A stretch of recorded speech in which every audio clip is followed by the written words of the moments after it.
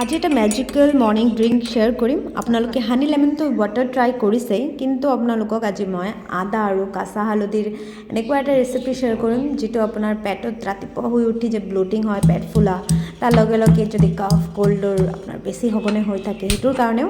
আৰু মেটাবলিজমটো বুষ্ট কৰিব যাতে ফেট লছ কৰিব পাৰে ৰেচিপিটোৰ কাৰণে সিম্পলি পানী লাগিব 1.5 কাপ তাতে আমি কুটি থোৱা মানে থেতেলি থোৱা আদা আৰু যেটো হালধি আছে দি দিম আৰু ভালকে বইল কৰি লম 3 মিনিট মান বইল কৰি লব মিনিমাম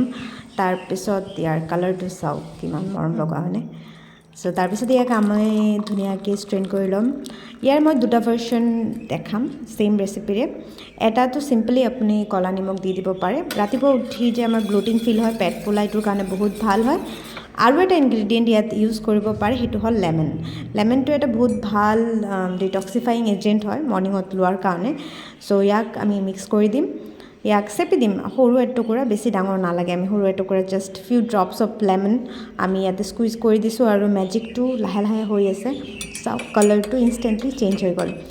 সো এইটো আপুনি এনেকেও ল'ব পাৰে তেনেকেও ল'ব পাৰে যেটো আপোনাৰ মন যায় আৰু ইয়াতে আমি অলপমান ব্ল্যাক সল্ট ইউজ কৰিছো আৰু আমাৰ মৰ্নিং ড্ৰিংক একদম মানে হাৰ্বাল টি ৰেডি হৈ গৈছে ট্ৰাই কৰি জনাব কমেন্ট সেকশনত কেনেকুৱা পালে